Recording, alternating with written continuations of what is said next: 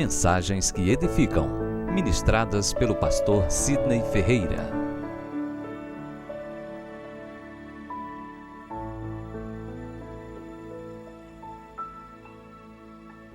Eu te convido para abrir a Bíblia em Provérbios capítulo 2, versículo 4, versículo 5. Aqueles que encontrou, digam amém. Quem não encontrou, diga misericórdia, clemência, piedade. Assim está escrito: se buscares a sabedoria como a prata e como os tesouros escondidos a procurares, então entenderás o temor do Senhor e acharás o conhecimento de Deus. Amém. Feche sua Bíblia, por gentileza, coloque no banco, dê a mão ao seu irmão que está ao seu lado.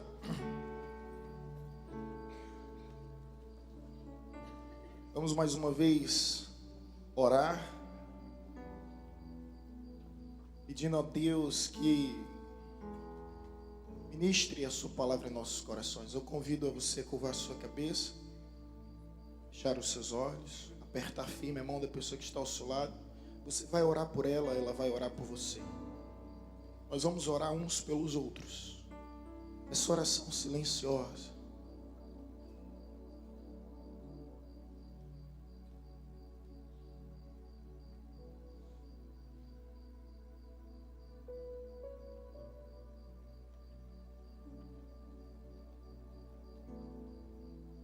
Ó Deus, ouve o nosso clamor e a nossa súplica.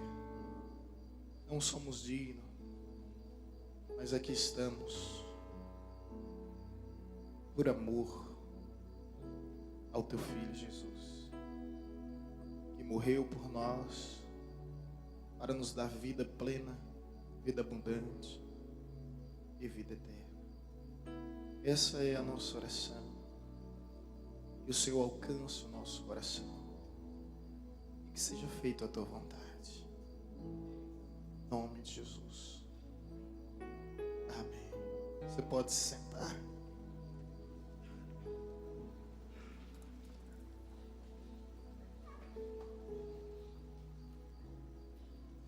Alguns têm distinguido a geração passada da geração atual. A geração passada é chamada geração raiz. A geração atual é chamada geração Nutella. É a geração do mimimi. Eu olho para a meninada de hoje em dia, eu fico com dó deles. Sabe o que é um peão? Sabe o que é uma pipa? Sabe o que é bola de gude? Não sabe o que é chimbra? E eu acabo me envaidecendo por uma nostalgia que me leva ao tempo e me conscientizando de que minha infância foi uma das melhores que posso imaginar. Eram diversas brincadeiras. Geração raiz. Nessa geração Nutella de PlayStation, de tablet, de celular. Geração, sabe, raiz. Tinha diversas brincadeiras que eu gostava muito. Vocês vão me ajudar a lembrar de algumas. Tinha a brincadeira do garrafão. Quem já brincou de garrafão aqui? A gente ia para as ruas, riscava. Ali era bom demais, só. Tem esse negócio gostoso. Hoje você não vê os meninos fazendo isso, né? Hoje a gente não vê a meninada. A meninada está trancada dentro dos quartos, clausurados nesse mundo virtual, nesse mundo digital. Mas a geração raiz fazia garrafão. Brinquei, era bom naquilo, viu? Queimada, quem brincou de queimada aqui? Se a gente for perguntar aos nossos filhos, eles não vão nem saber o que é isso. Gente, queimada, Jesus. Jesus, se queimada condenasse o homem para o inferno, eu estava fritinho, viu? Não tinha ninguém, era com todo mundo, não tinha respeito de ninguém. Até minha mãe inventava de brincar de queimada, eu jogava a bola nela. Contava às vezes as raivas que ela me fazia. Cuscuz, quem lembra disso? Vixe, meu Deus do céu. Rapaz, eu lembro do cuscuz que uma vez eu cheguei lá com meu M2000. Aí tinha um morrozinho assim de quase 1 metro de altura e um palito de picolé. Eu muito atrevido, sempre pra frente, peguei e chutei tudo aquilo. e saí correndo. Mas, rapaz, era tanto que chute. O pessoal me dava tanto chute com que chute, que foi uma coisa que eu passei um dia sem sair de casa. Nunca mais eu faço aquela loucura. Corredor polonês. Ah, vocês não brincavam disso não, né? Era mais pesado ainda. A gente brincava de corredor polonês. Eram diversas brincadeiras, né? Tinha brincadeira mais dócil, podemos assim dizer, que é aquela do anel. Enfim, isso é importante demais, gente. Isso gera coinonia, as pessoas se uniam, havia essa aglomeração e as pessoas tinham mais facilidade de resolverem os seus problemas, porque as relações interpessoais eram muito mais fáceis, muito mais simples. E eu gostava dessas brincadeiras, passava o dia todo brincando, entre outras. Alguém aqui está lembrando de uma brincadeira que talvez eu tenha esquecido? Qual?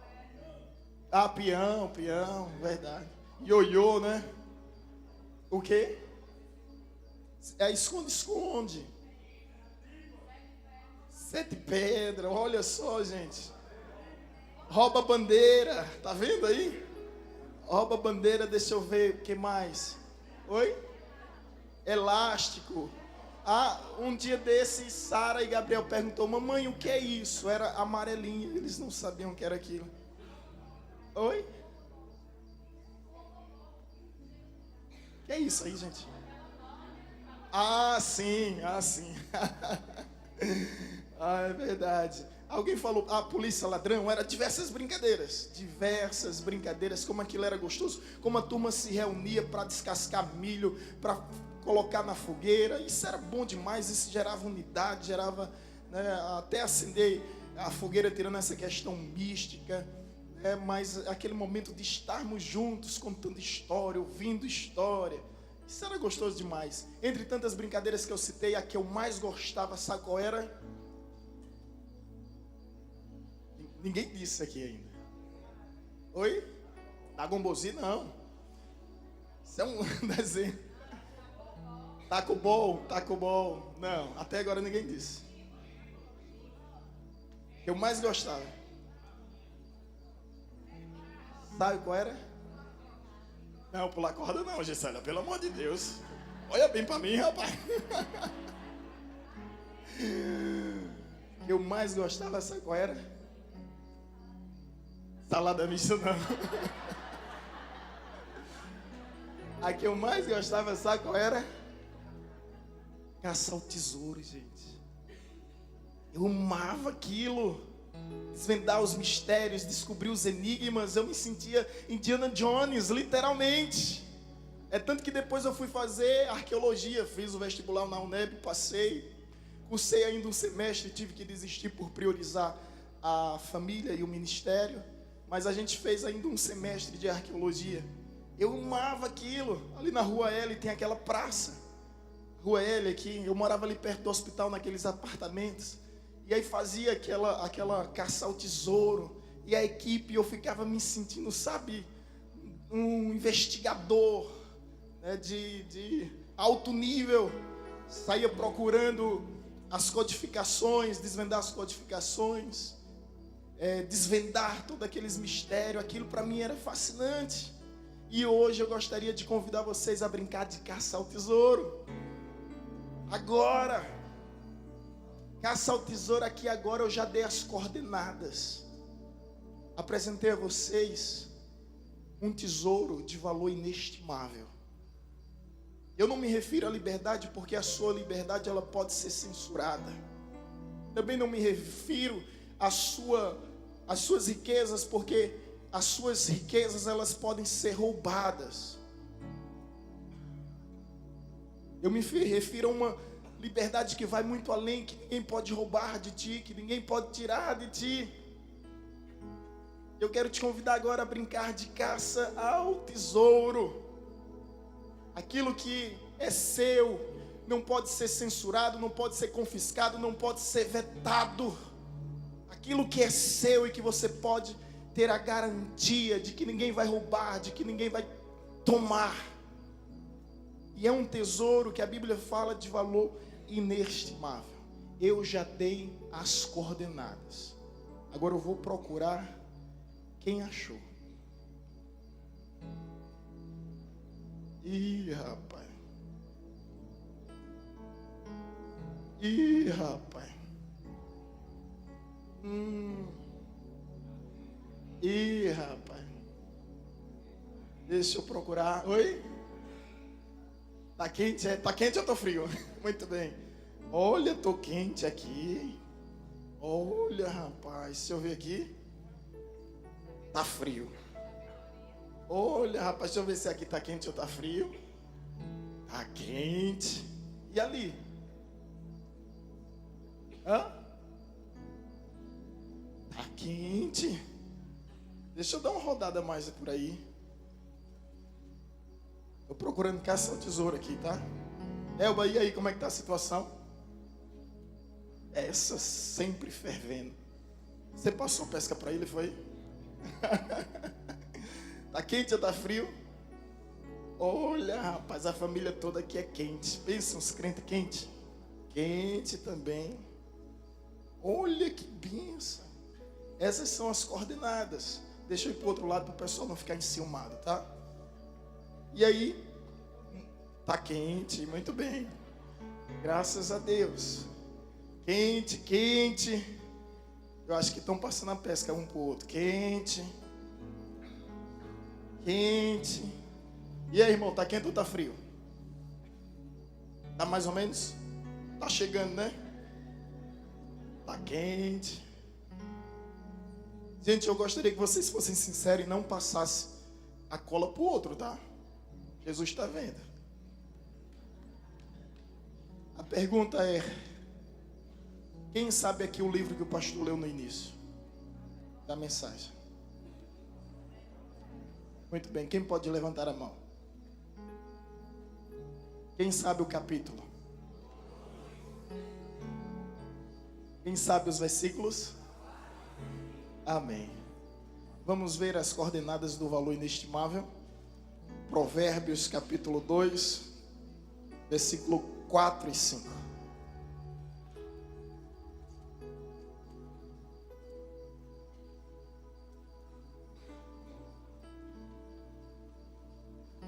O projetor, o pessoal não passou não foi a projeção aqui? Combinei com eles, tá? Assim está escrito: se o buscares como a prata e o procurares como os tesouros escondidos. Próximo versículo. Então entenderás o temor do Senhor e acharás o conhecimento de Deus. O valor mais inestimável, que não pode ser vetado, censurado, confiscado, que ninguém poderá tirar de ti, é justamente o teu conhecimento. Mas isso não se resume simplesmente aos campos de conhecimento filosófico, empírico, religioso, científico. Vai muito além, porque o texto continua dizendo conhecimento de Deus. E o princípio da sabedoria, do conhecimento, é justamente o temor. Temor não é medo, mas temor é essa reverência a partir do momento que nós conhecemos a Deus. E eu não sei quanto a vocês, a maioria, não posso dizer, não quero também generalizar, me perdoe todo tipo de redundância, mas a maioria não lembra o texto que foi lido, não lembra o capítulo, não lembra o versículo, nem sequer refletiram na mensagem. Eis aqui o mapa, eis aqui as coordenadas ideais, para que você venha viver bem, venha viver abundantemente, venha viver plenamente. Mas há uma busca, há um interesse, que você tem que buscar como tesouros escondidos. É o que o texto vai nos dizendo. E o conhecimento de Deus você tem que buscar como tesouro escondido, porque todo conhecimento é passageiro nesse mundo, mas o conhecimento de Deus é aquele que há de perdurar por toda a eternidade. Seus títulos, suas formações, suas graduações, é verdade que vão ficar aqui, mas tudo que você conhece acerca de Deus não é somente útil para esse mundo, não é somente útil para essa terra, não é somente útil para essa vida, é útil por toda a eternidade, amém? É para todo sempre. E eu estive a refletir sobre esse tesouro imensurável, que é justamente o conhecimento de Deus. E cheguei às seguintes conclusões, baseado na ausência e na presença desse conhecimento. Primeiro, a ausência desse conhecimento, o que é que ele gera? O que é que a ausência desse conhecimento gera em nós? A Bíblia nos diz em Oséias 4:6, o meu povo perece por falta de conhecimento. Deus vem identificar algo como a principal causa da destruição do seu povo, uma principal ruína, escárnio, opróbrio, que leva o seu povo a não crescer, a não progredir, a não evoluir, de modo geral. E o que é isso? A falta de conhecimento. O meu povo perece por falta de conhecimento. Quantas pessoas estão perdidas, perecendo nesse mundo, através dos prazeres, através das drogas, através dos desejos, através dos seus próprios caprichos, porque não conhecem verdadeiramente a Deus e desprezam esse conhecimento. Portanto, o meu povo perece por falta de conhecimento. Um dos grandes motivos das calamidades existentes no mundo todo é justamente a falta de conhecimento de Deus. Para você ter uma ideia, na Índia existe um templo, e a Índia é um país de 33 milhões de deuses venerados. Existe um templo em homenagem a um deus que é um rato. E o rato transmite diversas doenças, entre elas a leptospirose. E essas pessoas que dizem que essas pessoas pensam que a pessoa cometida por leptospirose, ela está tendo uma espécie de transe, está sendo arrebatada para os céus. Olha que coisa triste. Olha que coisa triste. Aí a gente vê a miséria, a ruína, a desgraça de um povo, e imediatamente a gente se depara com esse texto. O meu povo, de modo geral, a criação de Deus perece por falta de conhecimento. Esse é o único motivo que Deus apresenta como principal causa da destruição de um povo. Poderíamos dizer da destruição de uma família, da destruição de uma vida, da destruição de um ministério. É a falta do conhecimento. E não é simplesmente um conhecimento que vem acumular informações, mas é um conhecimento de Deus. Então, se a ausência do conhecimento nos gera tamanho mal, agora a grande pergunta é: e a presença desse conhecimento, o que há de nos gerar? Eu vou citar alguns textos aqui em Provérbios ainda, mas ainda não é bem o que eu quero enfatizar. Mas só para que os irmãos tenham ideia, a partir do momento da presença desse conhecimento de Deus, veja o que está escrito em Provérbios capítulo 3, versículo 13.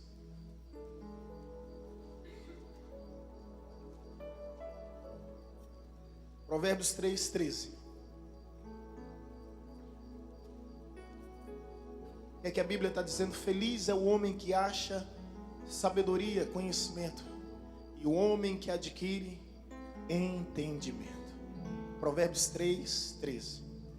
Uma das primeiras virtudes que há no homem que adquire conhecimento de Deus, sabe qual é? Felicidade. Felicidade é o que nós mais desejamos, aspiramos, ansiamos. E a Bíblia diz que essa felicidade, ela é concedida àqueles que têm o conhecimento, que têm a sabedoria, que têm o entendimento. É interessante que os maiores filósofos, eles dizem que o conhecimento traz angústia, traz tristeza, traz dor. Até certo ponto isso é verdade. O conhecimento desprovido de Deus, ele não passa de enfado da carne, como disse o próprio Salomão. Mas o conhecimento de Deus, ele traz a verdadeira felicidade. Quantos podem dizer amém? Quantos hoje se consideram felizes por causa do conhecimento de Deus? Quando eu estava no mundo eu não tinha paz. Hoje eu posso dizer que eu tenho paz. Quando eu estava no mundão, eu não tinha esperança. Hoje eu posso dizer que eu tenho uma esperança viva e real. Quando eu estava no mundão, eu não sabia o que era felicidade. Eu era envolvido por prazeres que geram pesares.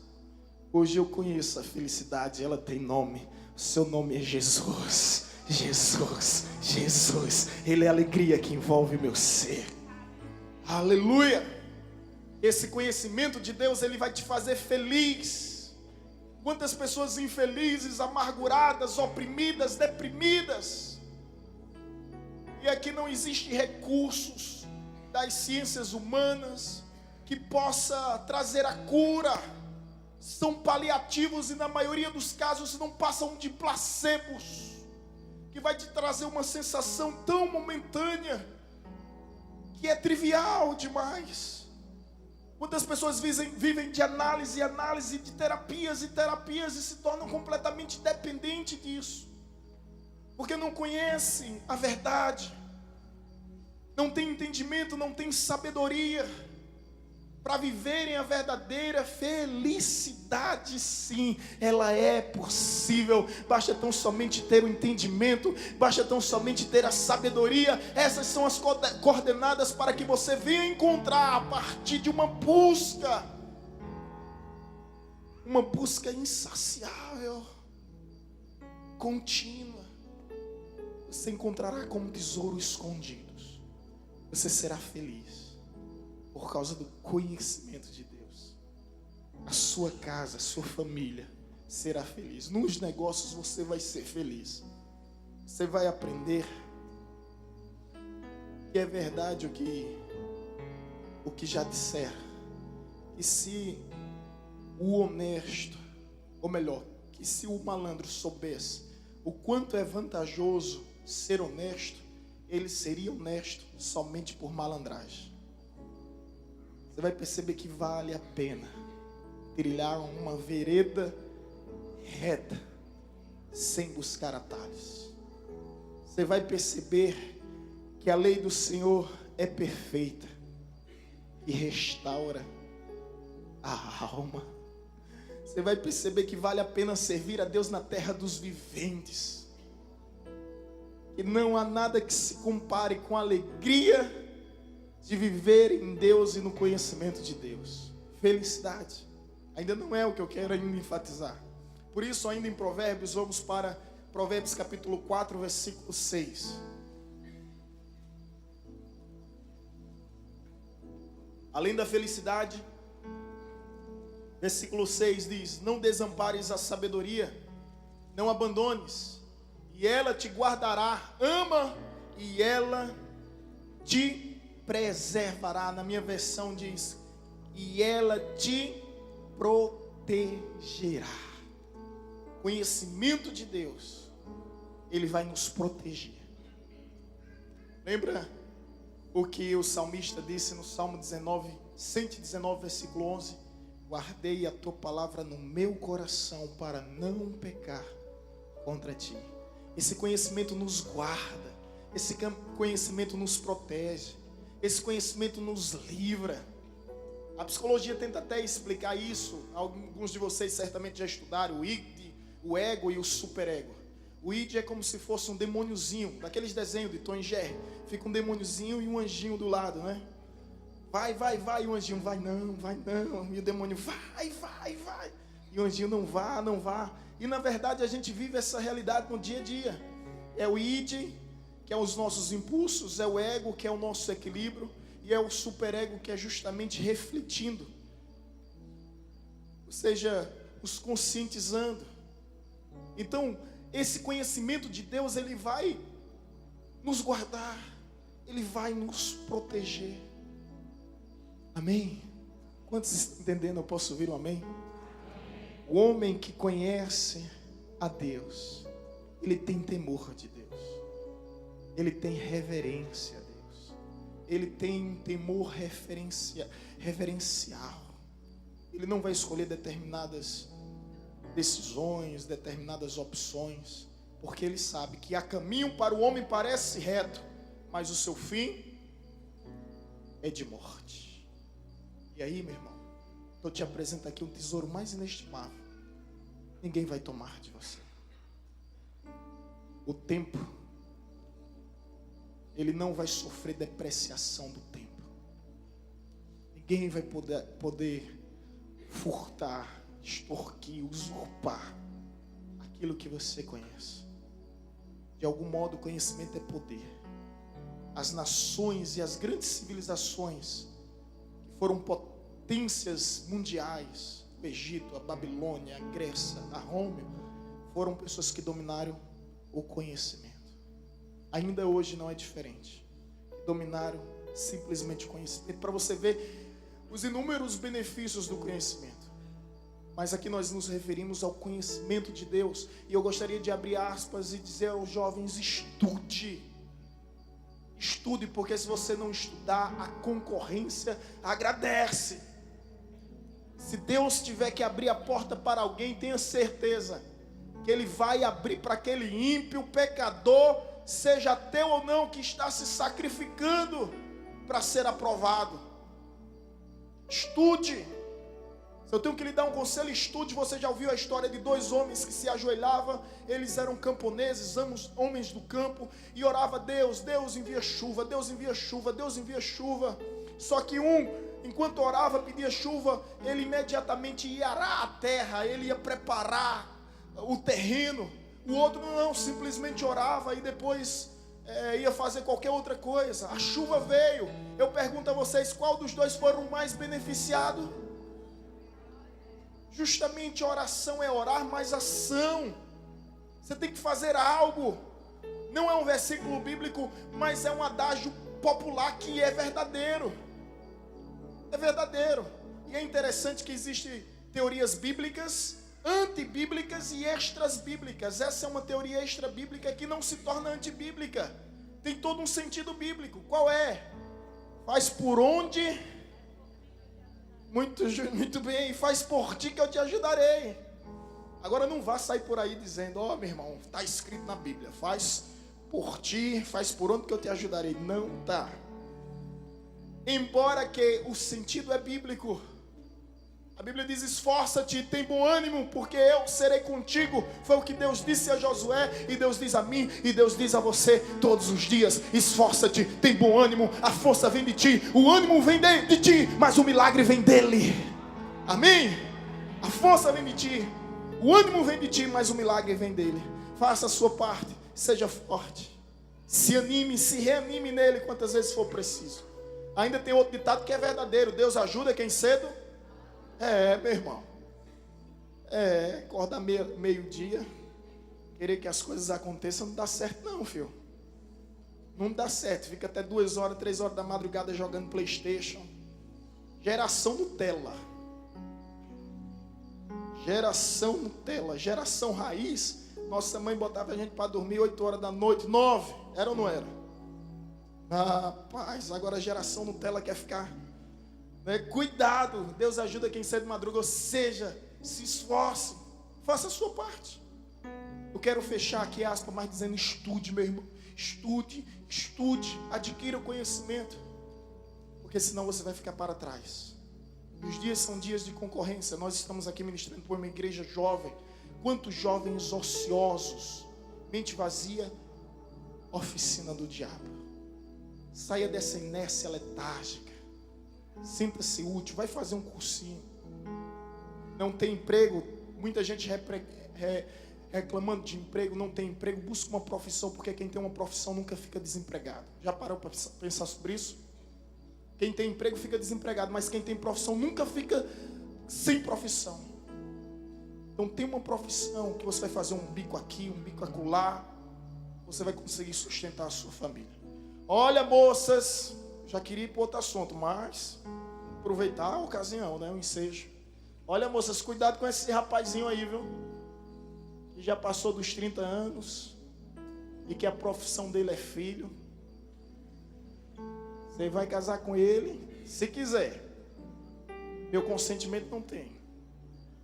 Porque quando você casar com ele, só vai mudar de profissão. Vai deixar de ser filho para ser gigolô. Elba ainda foi mais.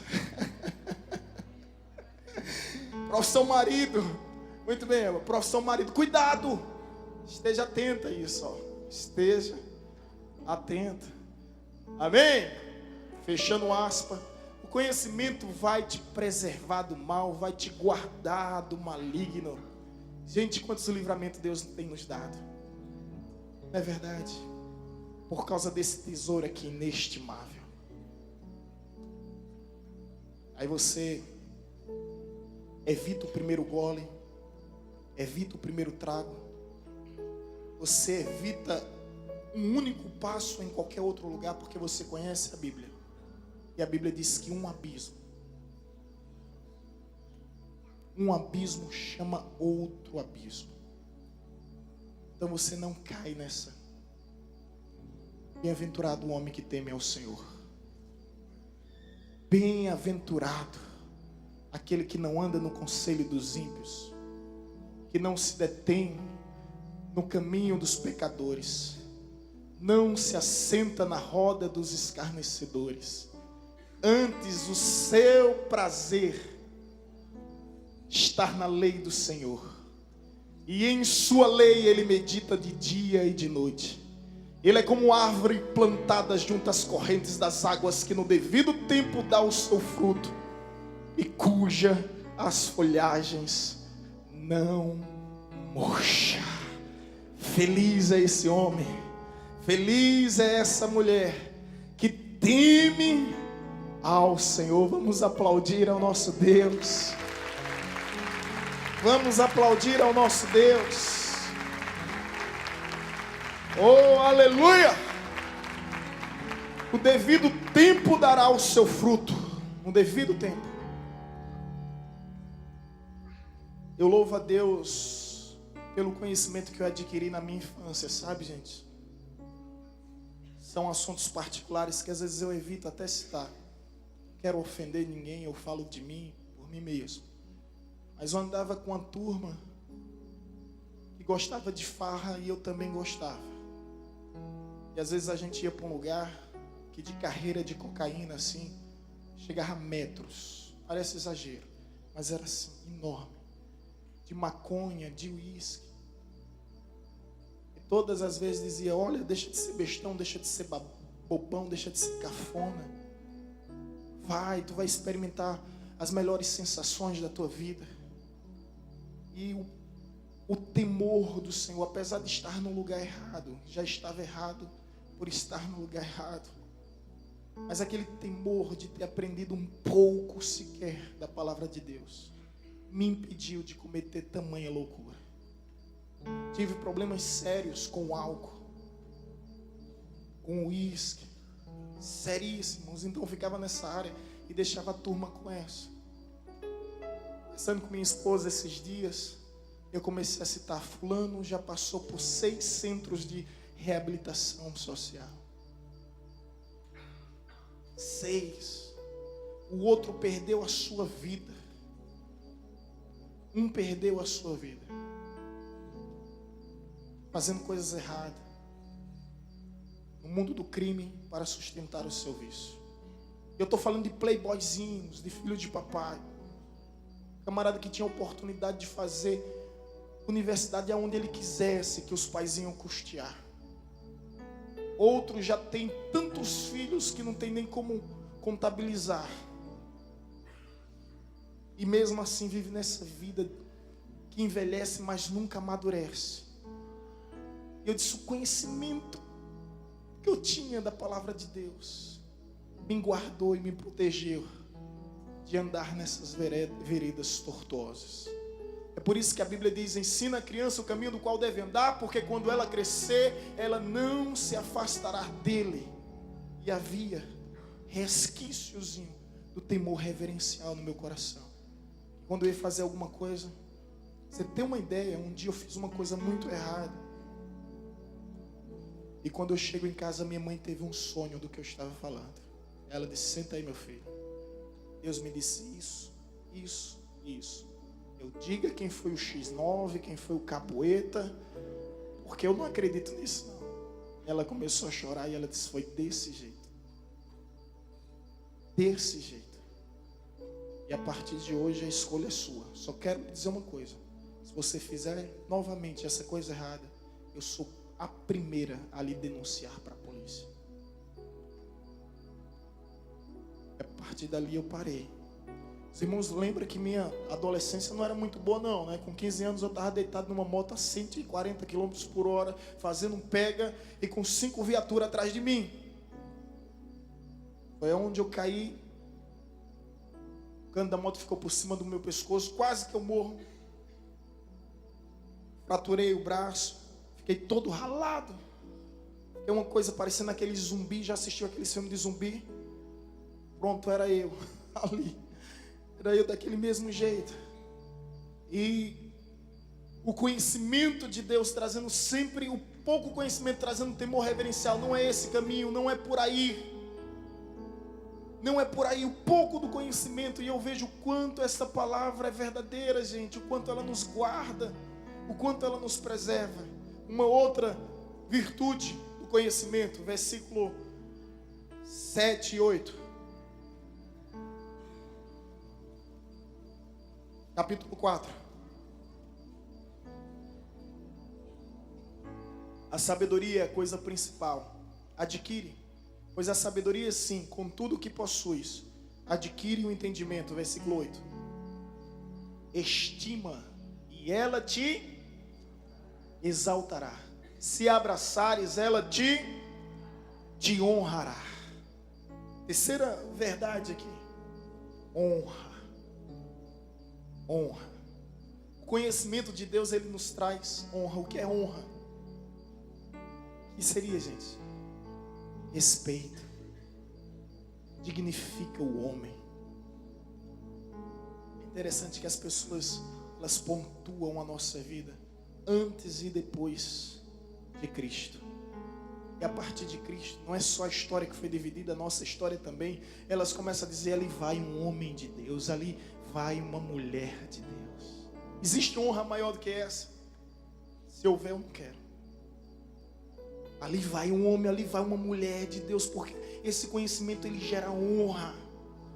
Você começa a ter respeito, você começa a prezar por uma hombridade, você começa a valorizar a dignidade, você começa a ter uma conduta, uma reputação admirável. E a palavra de Deus faz isso, ela traz honra. Aquele que não tinha nenhuma admiração hoje tem, aquele que não tinha nenhuma confiança hoje tem, aquele que não tinha nenhum respeito hoje tem. Você torna-se agente de mudança, agente de transformação, agente de influência na sociedade onde você está. E quão bom é nós ouvirmos testemunhos como esses. É verdade que existem testemunhos por aí, mas há testemunhos onde as pessoas se reúnem e dizem: você viu o que Deus fez na vida de fulano? Você viu o que Deus fez na vida de cicrano? Amém, irmãos? Ela honra, o conhecimento de Deus, ele traz essa honra. Traz honra a uma vida que estava arruinada, hoje está transformada. Traz honra a um casamento que estava despedaçado e hoje está transformado. Traz honra a um povo. A Bíblia nos diz que o pecado é o opróbrio de um povo. O pecado é um opróbrio de um povo. É a vergonha. Mas a Bíblia também diz: feliz a nação cujo Deus é o Senhor. Feliz a família cujo Deus é o Senhor. Feliz o homem cujo Deus é o Senhor. Aleluia. Além de honra, próximo, versículo 9 e versículo 10. Versículo 9 diz: dará à tua cabeça um diadema de graça, e uma coroa de glória a entregará. Agora versículo 10. Escuta Deus falando contigo agora, ó. Ouve, filho meu, e aceita as minhas palavras, para que se multiplique os anos da tua, para que se multiplique os anos da tua vida. Longevidade. Quem quer morrer agora e ir para o céu, ter um encontro com Jesus? Ninguém? Ninguém, né? Quem quer ir para o céu? Quem quer ir agora? Todo mundo quer ir para o céu, mas agora não. Espera mais um pouquinho.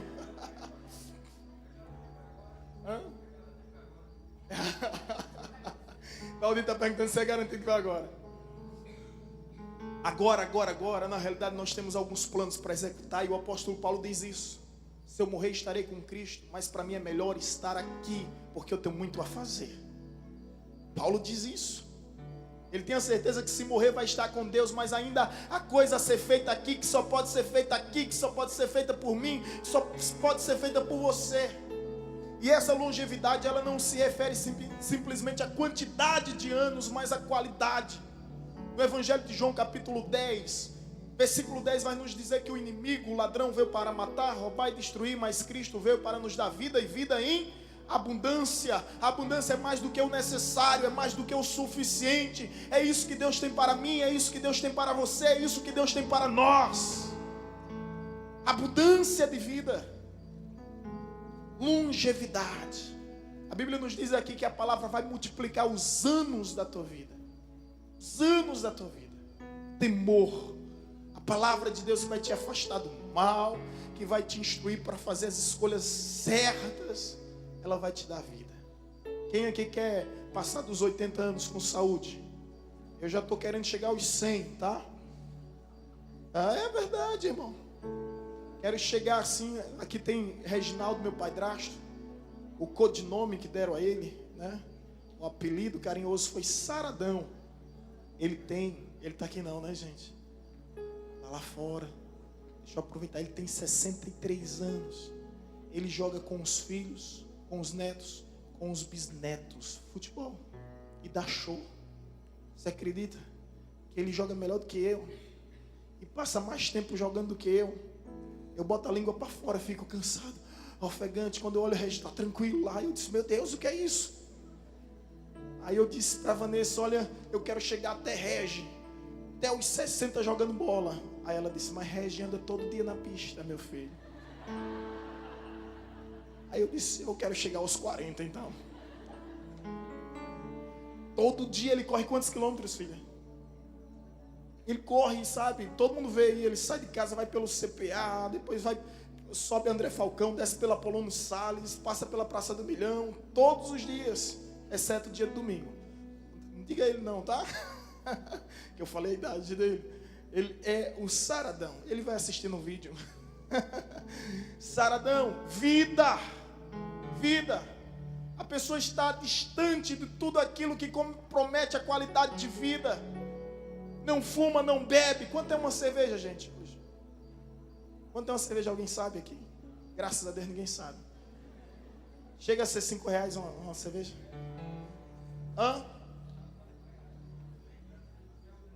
Até R$8. Que prejuízo a pessoa que bebe cerveja. Quando eu bebia cerveja, eu bebia de 10. Então 8, por final de semana, por dia, então era R$80. 80, gente, multiplica aí por 4 no final de semana. Olha que doideira, R$320 de cachaça, de bebida. Hoje esses R$320 é gastado com a família, em comunhão. Glória a Deus por isso. Glória a Deus por isso. Glória a Deus por isso. Aleluia.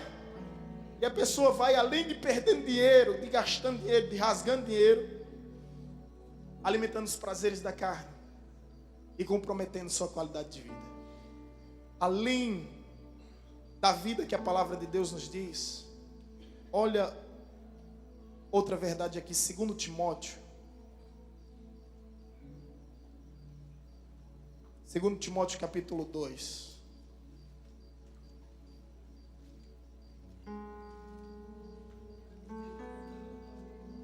Segundo Timóteo, capítulo 3, versículo 15.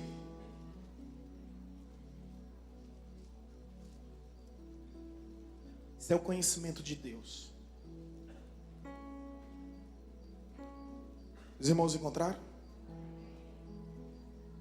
Versículo 15 diz: e desde a infância sabes as sagradas letras, que podem fazer-te sábio para a salvação pela que há em Cristo Jesus. Você percebeu que esse conhecimento ele nos traz felicidade? Quem me ajuda aí? Proteção, honra, vida e agora o que? Salvação. Salvação. É através desse conhecimento de Deus que nós chegamos a conhecer a salvação, a sabedoria que nos gera a salvação. Lembra do início? Esteja esperto, fica atento, porque venhamos e convenhamos, sejamos sinceros ao menos uma vez na nossa vida. Do que adianta o homem ganhar o mundo inteiro e no fim de tudo, perder a sua alma?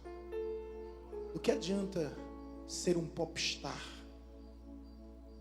ovacionado, aclamado nos holofotes dos grandes palcos desse mundo, ter riquezas incalculáveis, se no fim da sua vida você perder aquilo que é mais precioso, que é justamente a sua alma? Nós veremos milhares e milhares de celebridades famosas, ricas no inferno, dizendo: eu preferia ser um indigente e estar no seu lugar. Eu preferia ter passado toda a minha existência no anonimato e estar no seu lugar.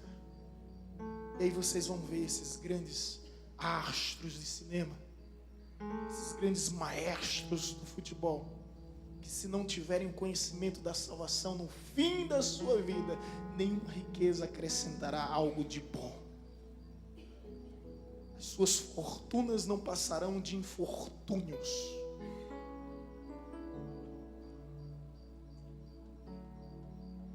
Portanto, querido, busque esse conhecimento de Deus, acima de tudo e de todos,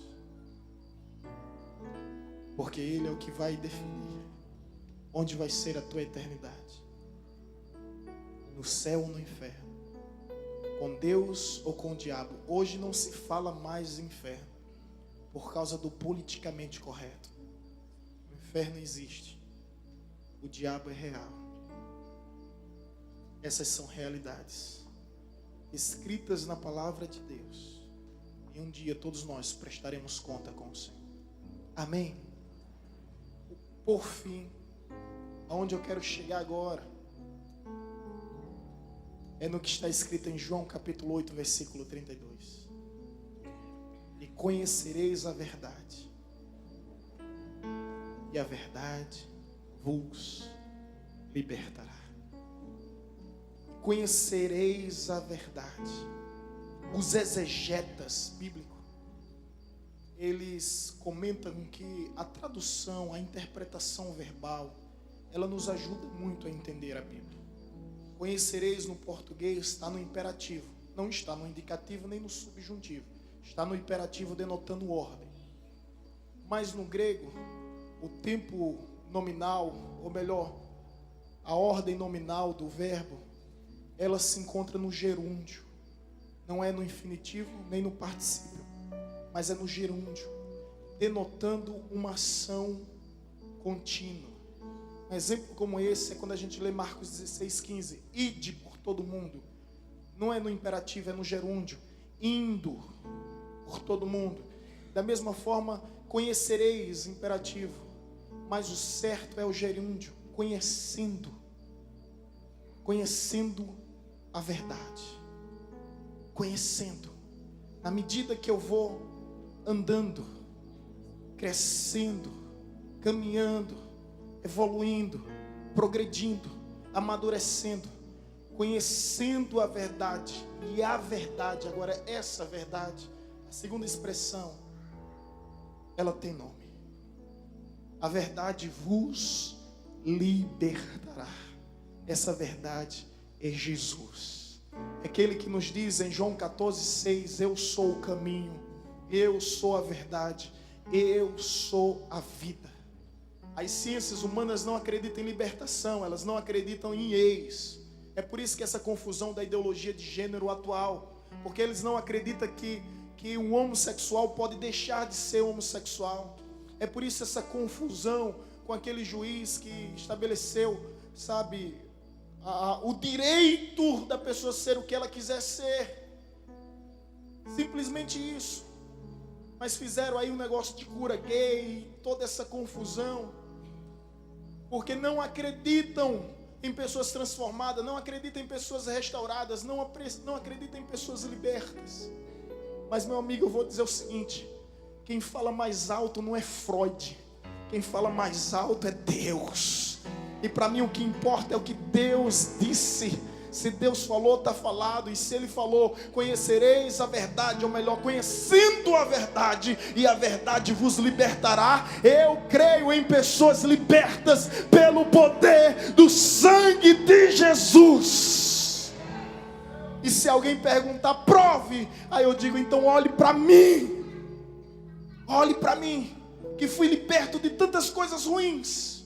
Porque realmente, se o Espírito de Deus nos transformar, transformados seremos. Se Ele nos converter, convertidos seremos. Se Ele nos santificar, santificados seremos. Se Ele nos salvar, salvos seremos pelo poder da sua graça. Transformados. Então há pessoas transformadas. E eu estou diante de pessoas que foram transformadas. O ladrão torna-se um homem honesto. O corrupto torna-se um homem digno. A prostituta torna-se uma mulher decente. O promíscuo torna-se um homem idôneo. Porque é isso que o Evangelho faz. Ele transforma a vida. Ele muda a história. É o poder de Deus em nós. É o poder de Deus em nós. Quando eu me converti, deixa eu contar aqui a transformação de Deus na minha vida. Quando eu me converti, só para os irmãos entenderem, minha família paterna, biológica, é muito conhecida na cidade. Eu estava esses dias com o pastor Thomas apresentando a Ilha do Urubu, um lugar onde eu e Vanessa nos casamos. A ilha é tão linda, né? Mas quando você fala o nome Urubu, as pessoas imaginam logo, elas desenham uma imagem, um cenário de uma coisa terrível. E eu disse, pastor Thomas, vamos na Ilha do Urubu. Ele, onde? Aí eu disse, é ali, o senhor vai entender. Ilha do Urubu, ele deve ter imaginado, eu vou encontrar carniça lá, que atrai o urubu. Mas aquele lugar lindo, espetacular, diante da primeira usina Norte-Nordeste, que foi a usina de Angiquim.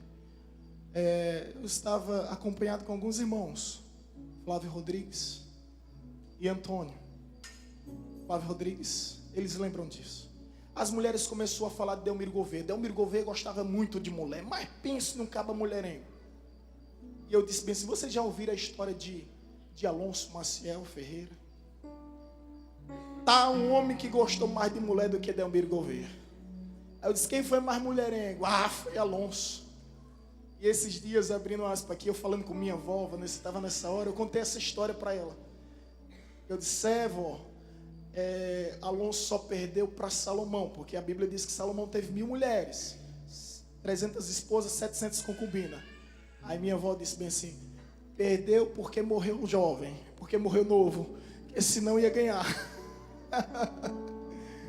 Alonso, aí voltando a essa mulher, disse que Alonso ainda foi mais conhecido como mulherengo do que Delmiro Gouveia. E ali, brincando com o pastor Thomas, ele disse, ele é seu avô. E eu contei essa história que eu estou contando aqui. Meu avô teve mais de 40 filhos. Quando morreu, surgiu filho de tudo que é lugar, né? Querendo direito, a herança que ele ainda tem, que os filhos, ainda têm esse direito. Está aí esse caso na justiça, mais de 40. Você tem noção do que é isso? Pergunta a Maria Doda Ferreira, minha avó biológica, ela vai dizer isso. Meu pai teve 12 filhos. 12 filhos. Não dá para contar quantas mulheres esses homens tiveram. Agora o que é que você vai esperar de mim? Eu contando isso naquele dia, me recordo de um momento com minha esposa num bloco, com Vanessa aqui. Eu invento uma briga com Vanessa na rodoviária, sem motivo nenhum, da rodoviária para Paulo Afonso. Eu nem sabia disso. Nunca contei também isso. Eu cheguei a ficar com 16 mulheres. 16. Não era selinho nem beijinho, não. Era um tempo junto. Vanessa atrás, me acompanhando, me seguindo. E as amigas, fica com outro homem, deixa de ser besta. Fica com outro rapaz, deixa de ser besta. Esses dias eu estava indo jogar bola com um amigo disse 20-30. Aí eu disse, eu nem sei quem contou foi um amigo aí que disse que foi 26, foram 16. E escute só onde essa história vai acabar. Quando eu soube que Vanessa não ficou com ninguém, eu fui no outro dia no colégio, onde ela estudava, com um buquê de flores. Eu disse, eu vim lhe pedir perdão. Se você me der esse perdão, eu caso com você. E ela me deu perdão. E desde então, essa aliança foi formada. E eu disse, não quero a maldição do meu pai, não quero a maldição do meu avô. Quando eu me converti, alguns meses na igreja, no último banco, veio um profeta que eu nunca vi antes, nem depois, não sei nem o nome dele, não sei nem de onde é. Talvez o encontre no céu, se ele existir. Foi ao meu encontro, aí disse, o espírito de pombagira que levava as mulheres em tuas mãos eu repreendi, porque te quero santo, ministrando a minha palavra no meu altar. Eu comecei a agradecer a Deus. E desde então, eu tenho 12 anos de ministério. Antes do ministério, eu tenho 17 anos de cristão. Nunca sofri um assédio, uma insinuação. Nunca sofri algo do tipo. Eu fiquei até pensando uma vez, Vanessa, o negócio está feio comigo, viu? Será que a barriga cresceu, o cabelo caiu?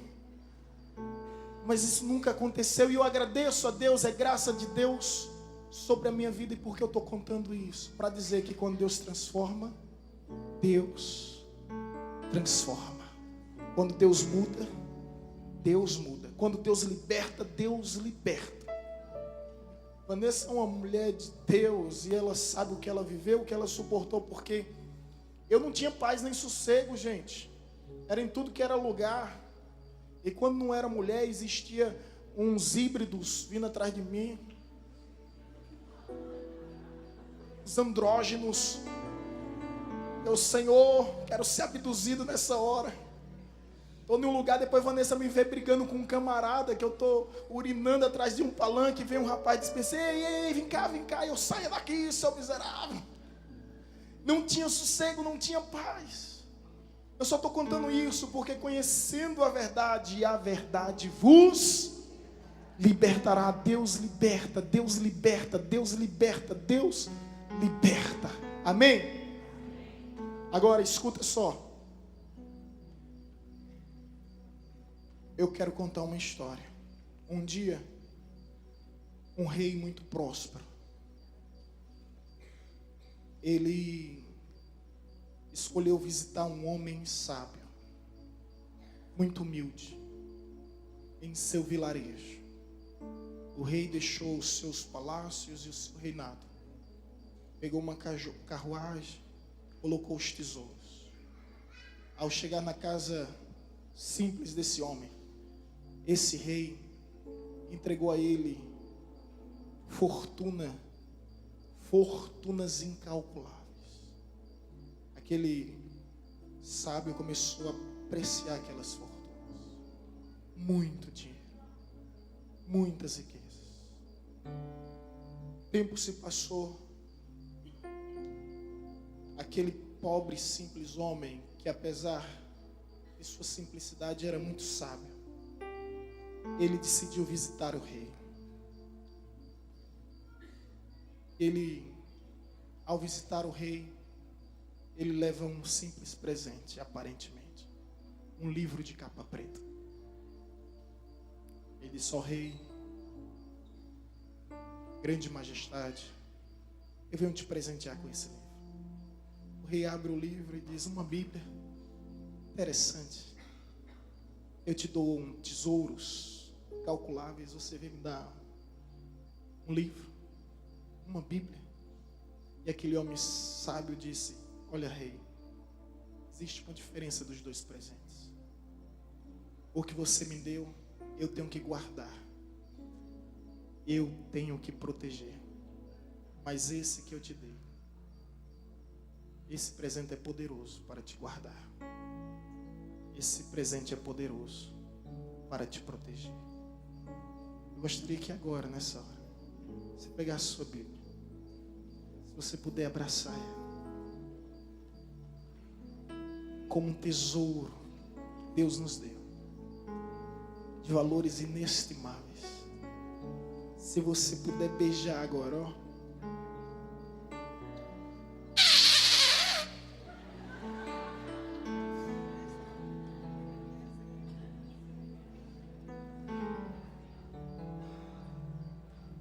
Esse é o tesouro que Deus nos deu. Veja o que Davi fala sobre esse tesouro. Por gentileza, a projeção. Salmo 19, versículo 10. Salmo 19, versículo 10.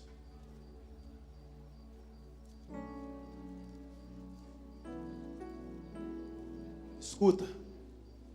Mais desejáveis são do que o ouro. Sim, do que muito ouro fino, e mais doce do que o mel, e o que goteja dos favos. Ele se refere à palavra de Deus. Volta ao versículo anterior, versículo 9. O temor do Senhor é limpo, permanece para sempre. Na minha versão diz: os seus mandamentos, os mandamentos do Senhor são verdadeiros e inteiramente justos. Davi diz, versículo 8, por favor: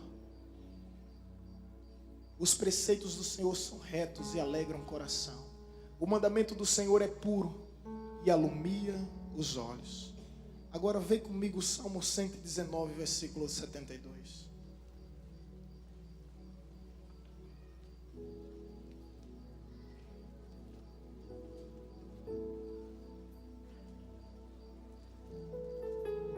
Olha só. Salmo 119, versículo 72.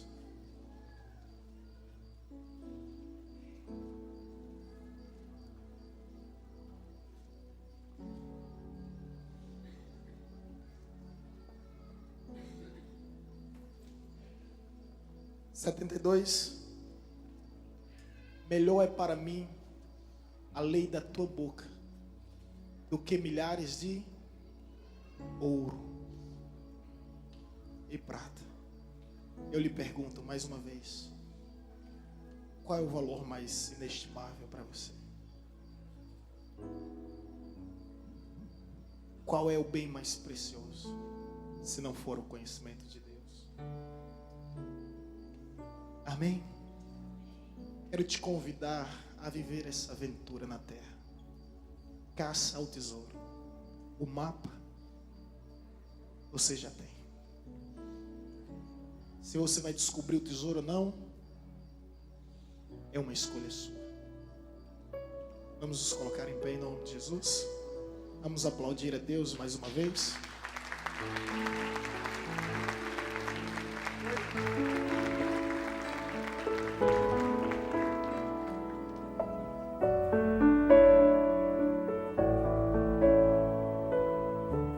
Você acabou de ouvir uma mensagem ministrada pelo pastor Sidney Ferreira, da Igreja Batista Evangelizadora.